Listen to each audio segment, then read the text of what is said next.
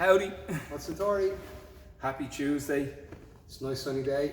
Absolutely, yeah. The weather's been lovely. Make sure you come hydrated to class. Yeah, it's really It's hot. been seriously hot. We had a real good session there this morning.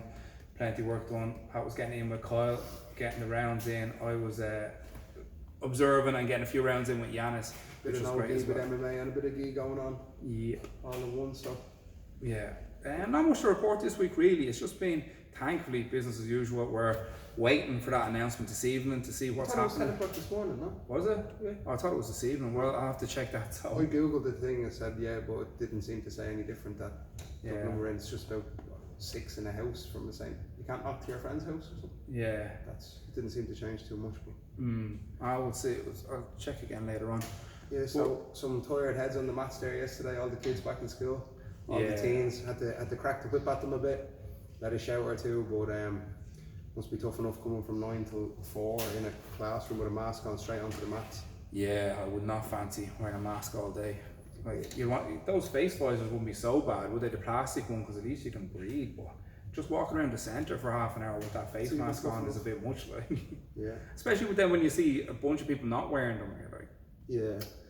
you know, What's it's a going bit on of here? a, The ever-changing COVID game, but yeah, some of we've got a little bit of room in our teenager program now at the moment because for the first time successfully in the history of Satori, we've moved teenagers into the adults program and they're starting to really come into their own. So, we touched on it a couple of What's the Stories ago about we're lucky that we have such a broad coaching staff. Like we have Jamie who's 60 kilo and plays guard lightweight game. We have Paul, we have John, we have myself, we have a couple of other coaches, and we're lucky that the teenagers coming out can actually be mirrored a little bit with coaches that have their same body shape and style and that sort of stuff. So we've put a couple of teens into Tuesday, Thursday night. yeah. Maybe a couple of teens with a bit more experience, have competed internationally and stuff, and they're doing really well in their little pod. We've got a couple of the teens who are 80 kilos, 17-year-olds, 80 kilo plus in with Paul, and that seems to be going well as well. Yeah. We've put a little bunch in with Jamie as well, and they're starting to filter out throughout the adults program. So Yeah, it's deadly. It's I suppose at the start when like Yanis and I was trying, we didn't have a teens program, so it was just if you were like 13 or something, you weren't allowed to join the club. Pretty much. remember Wasn't we it? used to bring out fake IDs. And Yeah, we got hit with 1 or 2 fake IDs, like they were 14 or they were something. from school, like Castleknock Community College ID, forged a little bit and whatnot, like, or they wash off the And then there was funny because like the teens would improve. It seemed very quick then because they're in an adult's learning environment, but it mightn't be the right learning environment for them to stay on and along because they don't get to go anywhere else when they hit adults. So it was just a bit different times. It was a bit funny, but we're lucky that we have all the layers from ABC, beginner, intermediate, advanced, teens, adults beginner, adults intermediate, or S1, S2, S3. So there's all the layers to level up into, and it's nice to see it coming together. So I'm really happy with that. The Academia. The The And in turn opened up a little bit of a space in, it's a funny one in the teens class because our teens program is from 13 to kind of 17, 18 you should be in the adults program. Yeah. So now with most of the 17-year-olds gone into the adults program, it seems that the teens class is really young again, kind of. Yeah. And so, but that's it. So that's coaching, and the benefits of it then as well is that I get to train with those teens in the adults classes. So it almost comes full circle. Yeah, absolutely. Yeah, and then Students obviously to you can training keep partner. and you can keep mentoring them then as well over the long run. But what was the issue with someone when they went to change before? I think some teens, they were used to being the biggest and the oldest in that group, and then they went into another group where they wasn't, and it was just like no. Yeah, and they're throwing the toys out of the pram. Like, Yeah, but progression has to come along. Like for you, like sometimes, and I was actually even talking to some of the lads last night about their kids are going back to school, and they're saying, "No, I don't want to go back." You know, they're saying you have to, you know. And then the mom down outside and just open the door and let them out. You know, let them go. They have to progress on, and that's at a very young age. But like lads were saying, like, I was mad to get into the adults program when I was 16, 17. I suppose we were training with adults anyway. Yeah, well, because back then the competition rules was once we hit 16 we were competing with adults. Remember in the kickboxing? Yeah, I remember well getting so yeah. Like 16, at least you were big for your age, I suppose. I stopped growing after 15, so like That was At least it. you Like, could not fight height back wise then, anyway. man. I just thought I could fight. But anyway, we won't get into that. So, yeah, Great to see them, titles though. over at the Irish Opens. Like. Yeah, sure, you'd be 16 going in with international people. We done karate, so we hadn't done sports karate. Then we went to the sports karate competition, and you had to do you were like a yellow belt or something, or In the black belt 16. I think division. no, you're in the brown belt first, and then you were winning that, so you got put into the black belt. But you're only like intermediate level and never done that sport. I can remember there was one option that was like, oh, you can do full contact as well if you want at the end of the day. We were like, yeah, full. I remember taking a hiding off a lad, he was in a pair of O'Neill shorts and Muay Thai yokes. I remember the O'Neills, like he was just some like GA player, 27, 28. Yeah, you probably done full contact kickboxing, unlike us. And yeah, I was just in O'Neill's football for 2 or 3 minutes, but some experience. But yeah, no, it is nice that we have the progressions of all the levels, and then Absolutely. and the blue belts, like they're starting to get really good. And actually, Yeah. Callum and Jake and Ting the other night when they were in your class, and it was his first adults class, and you're doing that reverse 50-50 entry or something. Yeah, we done that. Yeah. And then we done reverse out of worm. And he's just looking at me like what's this? Like, so, but they're loving it. They said the warm ups aren't as long, the working out isn't as long. They get to concentrate more on their games, and yeah, happy out. Yeah, no, it's great to see people come through. And it's the essence of a gym, but very few people can do it. Like that's what you see. Like I was looking at a lot of soccer stuff recently, and because they're talking about the rise and the fall of Barcelona just being so apparent because Messi was in the news recently, and I just went down the rabbit hole on that. It was very You were interesting. always into the Barca stuff. Well, weren't you? well, you would have looked at like just not necessarily Barca, but any like I don't follow football at all. You Really, follow but- coaching. Yeah, follow coaching. So you look at coaching from like obviously you would have looked at a lot of American football type stuff. I would have looked at soccer because it would make more sense to me. I would have looked at the Norway setup, how they were doing well on what's it called, on a smaller scale, like on an amateur scale. Other countries like PSG, Holland, was it your? yeah, Anderlecht was very interesting as well, and then Barcelona and obviously Ajax and places like Sorry, that. as you were saying. Yeah, the fucking Barcelona, they had such a good academy, and they produced unbelievable talent, but then they didn't keep it going. But obviously, they produced so much talent that other people weren't able to do it, and now everyone else is trying to cop on and do the same. Copy on their kind of model. Yeah, so I'd imagine like we just keep plugging away with the academy, keep producing good talent. Like the amount of kids and teens that have been through here already is ridiculous. We just keep doing that again and again in the community, and we're going to end up with like really well developed adult athletes from it, and it's going to be really telling. Like, but the thing is, other people might think, oh yeah, that'd be great to do, but there's so few people that can actually do it. And it takes such a long time. That was the other thing they were saying. Barcelona, like they were saying, oh, it's not. They had that team with Yavi, Iniesta, all the guys coming out, but they're like that was as a product of, and they had these 3 other guys that have been working, I think like 20 years each on the academy, like together, like so it was like, and then it went to that stage, and then there was obviously people before them as well. So it was like this long thing, which is something you always talk about. Is the long-term progression is where it's at, because a lot of people, like we all want instant satisfaction. Like you want it now, like with everything. The short-term success can be got. You Yeah. know, if we were just to teach, like if we wanted just medals, and we wouldn't have to teach that in our. If we just taught blast double, be aggressive, Kimura, rip the arm off. Just You know. it depends on the age group, but just be super aggressive, do a load of juice. Just don't get disqualified. You'll probably be okay. Yeah. Now I never recommend that on anyone, but it's there are simple. people out there do. Yeah, People out there do. plenty of academies where the old Canada Goose, That's not what it means. the Canada Goose would be out. But But yeah, you could look at short-term success. It isn't necessarily going to get in the way of long-term success, but you see some places where it's so important, short-term success. People keep pushing through injuries, keep pushing through burnout, keep pushing through other things to try to get a medal, a white belt, blue belt, whatever, and they don't even then make it to black belt because of the injuries. You know, like say maybe they just held on so tight to the grips to win the round that they gave themselves tendonitis eventually, and then like they're not able to work. They're not able to. grips. Yeah, but even forget that, they're not able to write properly in school or hit the keyboard and work, like, and so they're obviously going to be like, what, like, Just writing themselves you're doing off. it in an amateur sport that you'll never get anything for doing. So yeah, we're trying to, like you were saying, trying to build people up as people also, not just winning in martial arts, but trying to win in life also. Yeah. Getting the right attributes and characteristics, so that they can be successful outside the gym and inside the gym. That was something you always push, because like some people be coming to us about, maybe not wanting to do homework or whatever, like, I just like training so much, and you always drilled it in, the importance of education and whatnot. Yeah, because I came from such a my own doing, a low level education that really. You were always smart enough though, I know, like you kind of let it go a little bit there towards the end.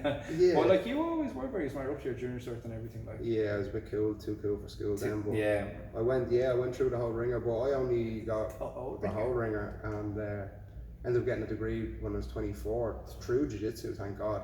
And it was really then when because it just, in my opinion, it just opens your brain up to different areas. Like when you're sitting in college, when you're having conversations, if you've never been through it, it's not like a down if you're not in sports. And another one, like an apprenticeship can be the same. I know lads who dropped out of school in third year and they've done apprenticeships and they're working for themselves now, and they're geniuses, like, you know, really smart intellectual people.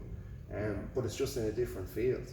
I think it's the attitude towards learning as well. Some people, like, they might hit the leaving cert, do that, and then that's it. Like, you've done your exam, job done, put the books away, never learning again, never even thinking about learning again. As opposed to, like, constantly say you went back to learn, and you're talking about going back again, maybe in the future at some stage. So that's just an attitude towards learning and improving yourself, and that broadens your mind. But it's quite interesting as well. Yeah, but some people, they hate school, and they just draw a barrier there, and then that's it. They don't think about stuff again. Well, so much the process of college and school, like, I understand, like, when you're around so many shy bags, like, sorry to issue, but like the amount of lectures that like shouldn't be lectures, in my opinion, is off the chart. And it's maybe when you're a bit older, you know, it's so frustrating. You're sitting there, you're trying to listen to someone who doesn't even give a shit what they're teaching you. They're trying to get out of there. Like, the notes are from 2012, and they're just there for the high lectures fee. Some of them might have drink problems. There'll be rumours going around. Like, they just about get the job done, and you're meant to excel to that. So that kind of, I found that hard to kind of. They just had a couple of good years in them, or knew the right person to get in, and then it's so hard to get them out. Just don't like, give a shit. So many teachers like would have been alcohol, like you'd be smelling under breath, and like when you're too young you don't realise, but when you're like, when we were like 5th year or 6th year, you would have been drinking a bit, so you'd know, and you just be like, what's going on here? It doesn't really hit home so much at the time, because you're like, what does this matter? Like, but then in the future, like, how could you be put in those sort of scenarios? Like functional alcoholics, basically. Yeah, like, well, not barely even functional. They wouldn't be able to teach the class. Yeah, you'd be in there like learning, and like, I was in one of my lectures, like, and your man came in, like, and this was our first class, like, and he's like, lads, gotta be straight up, which is, this course has been handed to me. Like, I have a sports science degree. I'm just in here. I don't actually know it that well, but with your help, I'll get you through it. A couple of lads just up and walked out of the class immediately. Like, I'm not wasting my time. Yeah. And that's so, like, and lads are put in, and then you're expected to get the high. So I can get why there's a. It's irritating that if the degree or the certificate or whatever that you want, that you have to go through a certain amount of people to get it, and if they're not the right people, or they're not there to help and do a good job, it can be really difficult on people. And I think that most people drop out not because of the course, because of the way it's laid to them or whatever. Same, I was doing a course, I think it was statistics, one of the courses I got the lowest grade in, and first week was fine, then second week, same thing, someone came in to replace them. I don't know why, maybe whatever happened, the other lecturer wasn't going to do it, and they couldn't, not that they couldn't speak properly, but when it came to doing a lecture, they couldn't speak properly. Whether it was anxiety, whether it was peer pressure, or whatever it was, they couldn't. So they'd just be up there literally mumbling, like there. Literally, and then a few people went to their whatever boss or whatever, however it works, be like come on, like, it wasn't like you have your textbook, you read the textbook, but this is the other direct instruction that you're meant to be getting, and you couldn't understand any of it. It was a joke.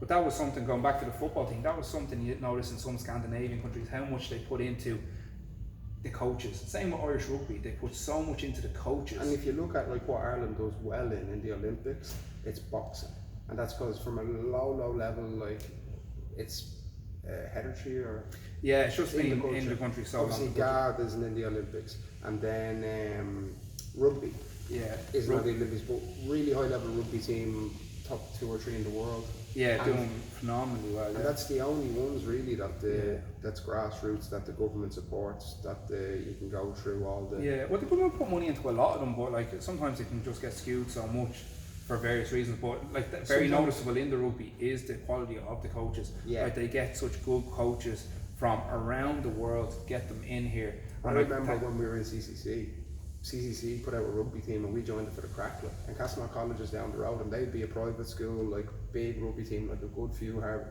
athletes will come out of there, like, and play for Leinster or whatever. And I remember like our rugby sessions, and then I think Gaz had mates that were on the Castlemont rugby team, and they literally had a coach that was flown in from New Zealand. His full-time job was to look after the first to third years. Then from fifth to sixth years, I think it was a different coach, something along the line. Professional setup. Lads coming out 15, 16, 17 years of age, training as a semi-pro in school from they've been 12. Whereas we were in non-private schools, just like, as everyone knows, PE is just, the girls are probably sitting down, the lads are just doing what they want. They throw you a ball and that's it. Throw you a ball, that's it. Well, yeah, that was very noticeable. Like rugby, they have great coaching in Ireland. Soccer in some Scandinavian countries, they just went all in on the coaching. And something that obviously you drove home a lot here was the quality of the coaching. Like, you went and got a degree in sports coaching, which very, very few people. I know you're saying Ryan up in Alliance Sligo has one. Yanis has one now. We had one or two other people following him, and we got a few more coming through. But there's very few in the country that actually went to educate themselves in the area of sports. Yeah. Something I don't want to go back to college myself after I was done. But like, if I bet you, like, if, well, you're so busy obviously like maintaining this shit, but if you found a nighttime course that was 2 nights a week you done from home, that was something in your interest, it'd probably be a lot handier, because you've no one there dictating, telling you what's what, and you don't have to drive into Bolton Street, be stuck in traffic to get into the classroom. There's all that sort of sides of it. So the interest is huge, being interested in what you're doing. But yeah, thankfully the teams are progressing, and the coaching is behind them. Like, and we're only going to get better and better. Like, we can see it. Like, remember that picture you put up this morning from 4 years ago? The difference in everything since 4 years ago, and also in our abilities. You can see it visually, but also, like, a lot of people won't see like the stuff behind that level of coaching. And us, like, imagine, like, we almost just fell into coaching like as a job as it was. But imagine how good we're going to be with that long-term attitude. We're open to learning. We're always trying to upgrade our skills. Imagine where we're going to be like in 10 years. Like. And plus all the guys like Yanis and all the guys coming behind them, like, as well. Like, Yanis is like, some of the coaches in there are exceptional coaches. Like, they really are high-level exceptional coaches. I was recording Yanis's class yesterday. He's 3 to 5 years old, and just the way he lays it, his time, and he's really, really good coach. Really good coach. So now we're blessed to be lucky to have that all. But one of the things I was looking at, and what you said a long time before, was that we just needed to do what the judo didn't do a little bit, wasn't it? The judo kind of forgot the kids behind, it seemed. No, I think they did go into kids a good bit, like. Did they? Yeah. Judo, I can't remember now. Because I remember seeing something that in whatever year it was, there was X amount of judo clubs in Ireland and England. And then fast forward on to... I don't actually have to do that for college. It was the jiu-jitsu clubs were like this, and the judo clubs were, remember it was on the graph? I don't know why the judo dropped so much, because judo is a really good sport. And it's in the Olympics. Yeah, and it's in the Olympics. Changed, the leg grabbing or something. Yeah, but still a good sport, so I don't know why it dropped off so much. And jiu-jitsu went up so much. I think jiu-jitsu was just, the UFC went up and they seen it as being one of the core components of the UFC, and got a lot of, there's like billions behind that in terms of advertising and brand awareness. It looks cool as well. Like, the judo can be quite. It depends. It looks really cool. Yeah, but when there's some of those big moves that are cool. Yeah, I don't know. Like, it's just maybe down to marketing or just the way it went. I don't know why the judo dropped off. Like, there was a very good judo scene in Ireland relative to Europe, so maybe it'll come back at some stage. Yeah, there's a judo lad in here last night. In the Ireland kimono. Judo. What was it, taekwondo? Karate. Was it? Yeah, I remember saying. Yeah, it was big enough. Yeah. Good man. Yeah. So who knows why some sports drop down and others rise up? Like, we're just thankful that jiu-jitsu is rising up. Like, it's such a great sport. It deserves to be in such a good position within the country in terms of growth. And as a lifestyle, that's the other side. Lifestyle being important as well. Like, a lot of positives, like try to eat good, train good, sleep good. There's a lot of benefits from doing the jits. But we definitely saw, one thing I was mentioning to you before was the but the amount of adults doing jiu-jitsu at the start, and then we're talking about any developed sport, really, say like soccer or whatever, the amount of people doing it, if you look at it on a graph, it's the children is a huge amount of it, and then only so many of them last to do it as an adult. And we thought the same thing was going to happen with jiu-jitsu and many other martial arts and thankfully we saw that here in the gym, that like we had great coaching staff and infrastructure behind being able to put something in place for all those kids and build them up to the teens through to the adults. Yeah, we didn't know if it would, like when we were writing the programs, like we had no previous experience, like the ABC to go into the beginners and what's a beginner move and intermediates, and then your advanced, what's your advanced. But it seems that, you know, over the last say 5 years, it seems to have really well, like you see some of the kids going out the ABC and they're going into the beginners, and it's just like, man, they're just ahead of the other beginners because they've done a year of core and balance. And the beginners, if they've came through them, they're going into the intermediates. You just notice the difference. Like if they're getting taken down and stuff, they're, you know, like when you say like after a training time, like say you chase the hips and stuff, you can just see kids so you can just see that they're getting. What would that be called? Like for skill development is. Yeah, there's loads of different things I think that go into that. But one thing is, like, I would have seen it more when we were trying to compete with, say, the Brazilians when you're going to the Europeans and stuff, and they just have it where they had it for generations. And say when we're in the gym, you start off with someone brand new and they go to learn something, and it can take X amount of time. But when you have if you have a class of 10, you have 4 blue belts in there, the other 6 guys pick it up so much faster. And the same thing in those classes, like you have a number of kids for a certain amount of time, so when other kids come in, they just level up so much faster. And it just doesn't stop at the kids, it goes up into the teens. And some of the teens are in there a few years in that teens class, and then the adults, we try to keep a very good atmosphere in here and positive atmosphere to retain people for as long as possible. If we could just have the same bunch of people forever, we'd be happy. Like, delighted, yeah, obviously, like with the housing around here, people have to move for various reasons. Like, it always seems it's work or education.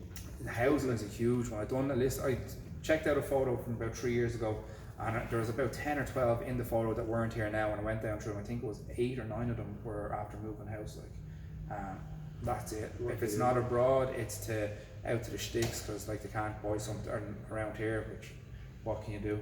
But like that way ourselves. But you see that it's osmosis. It's like skills rubbing off from person to person within the group, but also the coaches. Like, we get better at coaching. So like, say a kid who comes in, like you were saying, who came in 5 years ago. Obviously, we do the best job we have or could at the time. But now 5 years down the line, our best job is better than it was 5 years ago. So they'll just. And that's when they're retraining and really, like, we sit down just like, well, over the last 6 months, that move, it doesn't really, and we're just getting rid of them, like, you know what I mean? Like, just the warm ups, like, just stripping down. We used to do 20 things in a warm up, whatever. It might just be 8 things now because the other 20 were a waste of time. So you're just specifically. The amount of different ways of coaching class I went through, like, all very similar. People probably didn't even notice, but like just tweaking it, trying a new thing, see how it worked out, tweak it, rinse, repeat. Went through like 8 years worth of different, like, I never settled on one exact way of doing it, like, and still haven't, like. But that's the thing, like, when we're coming up against, like, thankfully the club is more and more established and it's only going to get better and better. We're already on a good level relative to the country for sure, but we're coming up against other, like, clubs that were, any club that we were kind of trying to benchmark ourselves against either was there like a lot longer than us, or as part of a major organisation. Like those major organisations, like, say for example Gracie Bar, which is a great club, and we have a lot of friends from the Irish clubs and from the English clubs. They have a network of, I forget how many it is, but something like 300 or 400 clubs in Europe alone. It's bananas, and they pool their resources, so they all try work off one class plan, one way of teaching, and then they all give their feedback, hundreds and thousands of coaches, on how to improve that. And then they come out with a better model, and then they do it again, and then they have a better model, and they do it again. Like that time we were in Athos, and we just happened to be there, and they were doing the Athos affiliates meeting. If you had just Africa Worlds. Yeah, people from Spain. Like, if you had an Athos and you were in Europe, or around the world. Just mean there's so many of them. They're all there. But what was also noticeable was, in my opinion, we were doing some stuff better than them in terms of the kids, for sure. Like, just what I heard. I only heard a little bit, and then I was like, all right, I don't really want to hear any more of that. Like. And then if you put down on time, just time, like when this club's here 20 years, we'll be there, and then that's back to the long-term thinking that you really got, like, from the course, I think, was because I just never thought about it as a mindset almost. Always would have been like elements of it, and it made a lot of sense when you were saying it, but the way you laid it out for jiu-jitsu in particular, and that, like, part of your thesis, the final. Your thesis. You had long-term athlete development and that, and Yeah, but It's that's very interesting. Yeah, but that is just what's going to keep coming around and around again. And I can imagine when like I 50 don't like years thinking down about the that too much. You lose your mind on it. It's never ending. It's Yeah. very, very interesting stuff. Imagine like we like 50 years down the line, like we could be the Barcelona, you know, with those where we're at, me, you, and You're Jans the after right size putting. for Messi, what? What you mean? Midget. You're a midget. Yeah, good man. No, I'm Oh, joking. Messi fans are gonna freak out now. But yeah, me, you, and Yanis, 20, 30 years, 40 years, good graft in there. Maybe someone after them will have the Messis. Yeah, all the way through. I actually, before we go, I have a video there of how to backflip. 4-stage, how to backflip. So if I can coach myself how to do that, it looks actually easy. Because you know, Can you do it? when I can coach it. But if I can backflip, anyone can get backflip. I'm 6'4" and I'm 30 now, so if I can teach myself how to backflip. But we were sitting there the other day and Jordan, the prodigal of Satori, just like, oh, I just feel, you know, when you have that feeling you can do a backflip. Were you saying on this now? He just done a standing backflip and landed it, and he was like, oh my god. And it was his first time that he ever done a backflip. But it was one of the most impressive things that I've seen athletically in a while, like, you know. And then John was like, oh, you done a run up into it. You didn't even do it from standing. And he goes, did I not? And just done one from standing. Boom, landed on his feet and was like, oh my god. And he was just. So the funny thing was, Kyle was with the blue mat. He was like, oh, here, I'll bring over the blue mat. So, like, if you don't land, if you miss it, you won't injure yourself. He's like, no, if I miss it, I want to be really messed up. Like, it's funny just the way he said it. So he was going for him. That was it. He was getting it, or he was injuring himself. And he got it. Yeah. So with the handstand down, the cartwheel, degree in handstand, degree in cartwheel. So if we can degree in backflip now, we'd be laughing. Yeah, cartwheel. We used to do this. Yeah, we were saying about doing sports karate. We used to practice the cartwheel kick to the head. Because you do it and throw the legs up, and you'd be like eyeing up Raymond Dangle at the competitions, and you're looking at the bracket. Are you going to get the fight this time? Got a And you'd be cartwheel like, kick him. yeah, fuck it, we'll cartwheel kick him in the head. I can actually still do it really good. Like I do, like go up on a cartwheel and then just like, you know, like a points kick. Like, Yeah, it's not enough though. It's not enough to really drop him. Like, It's not the Sancho. no, it's no Sancho. No Sancho. Anyway, yeah, Alright. that's it. So we're trying our best to do an academy.